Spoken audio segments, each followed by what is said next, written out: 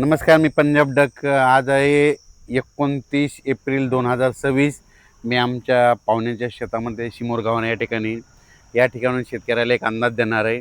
राज्यात शेतकऱ्याचे फोन आले की या मेमध्ये म्हणजे अवकाळी पाऊस येणार आहे का. तर त्यांचं म्हणणं आलं की आमच्याकडं ऊस आहे, ऊस उन्हामुळं खूप सुकत आहे, तर पाऊस येईल का.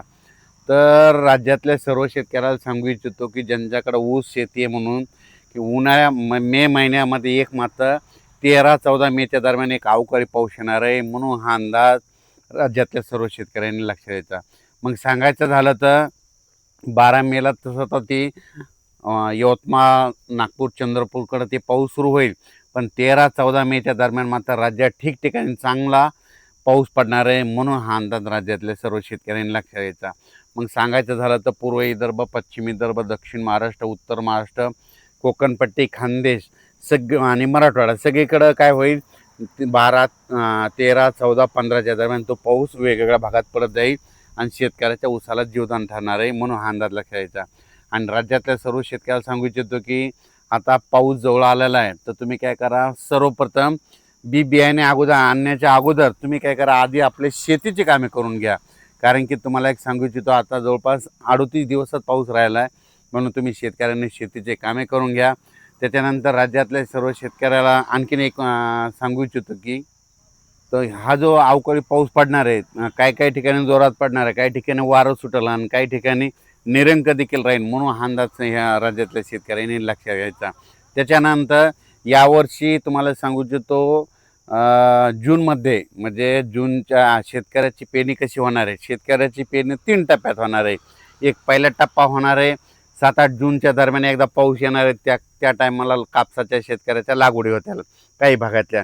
त्याच्यानंतर दुसरा टप्पा होईल 15, 16, 17 दरम्यान जूनमध्ये पाऊस येईल, त्याच्यात काही भागातल्या शेती. आणि तिसरा टप्पा काय होईल जूनच्या शेवटच्या आठवड्यात, म्हणजे 25 ते 29 जूनच्या जे पाऊस येईल त्याच्यात मात्र सर्व शेतकऱ्याच्या पेरण्या होतील, म्हणून हे लक्षायचं. म्हणजे सगळ्यांच्या पेरण्या एका टप्प्यात होणार नाहीत, 3 टप्प्यात पेरण्या होतील, म्हणून हे लक्षायचं.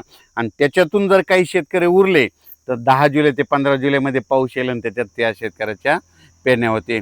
यावर्षी जेमतेम पाऊस पडणार आहे, म्हणून यावर्षी खरीप पण पीक चांगलं येणार आहे. आणि यावर्षी परतीचा पाऊस जास्त पडणार आहे. परतीचामध्ये सप्टेंबर ऑक्टोबरला खूप पाऊस पडणार आहे, त्याच्यामुळे रब्बी देखील चांगलं येणार आहे.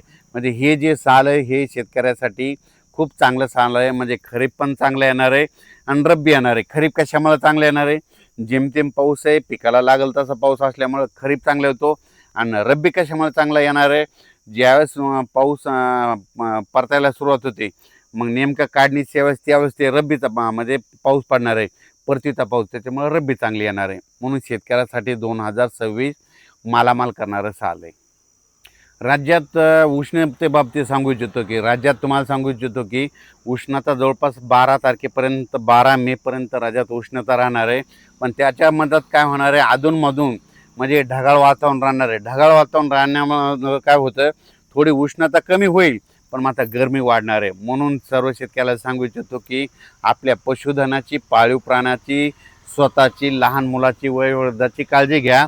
शक्यतो 12 ते 4च्या दरम्यान फिरूच नका, घराच्या सावलीलाच राहा, निवाऱ्याखाली आराम करा.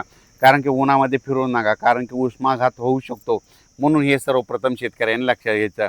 त्याच्यानंतर आणखीन एक नांदेड जिल्हाच्या पलीकडं नायगाव जो तालुका आहे, नरसी, बिलोली, आदिलाबाद, धर्माबाद, त्याच्यानंतर इकडं कंधार, लोहा, त्या शेतकऱ्याला सांगू इच्छितो की तुमच्याकडं जर हळद असेल तर तुम्ही काय करा, 8 आणि 9 तारखेला मात्र तुमच्या इकडं काय होणार आहे, तेलंगणात पाऊस पडणार आहे.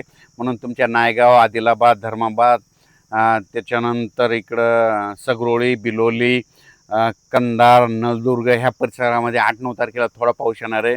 म्हणून नांदेड जिल्ह्यातल्या हळदीच्या शेतकऱ्यांनी अंदाज लक्षात द्यायचा.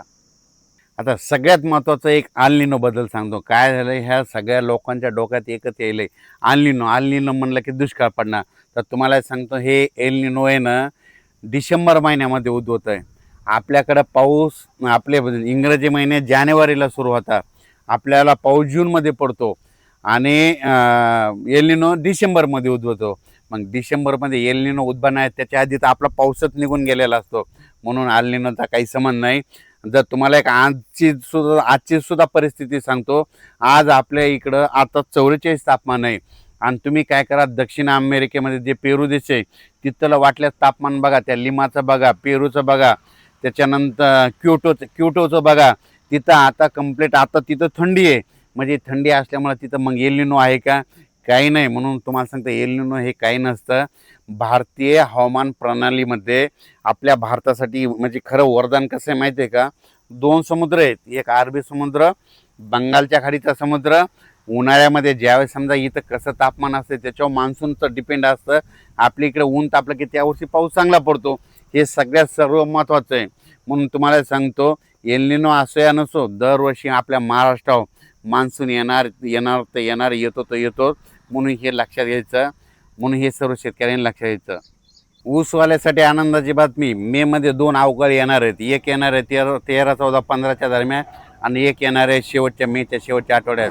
म्हणून ऊस शेतकऱ्यासाठी आनंदाची बातमी, मेमध्ये 2 अवकाळी पाऊस पडणार आहेत. म्हणून हे अंदाज सर्व शेतकऱ्यांनी लक्षात घ्यायचा.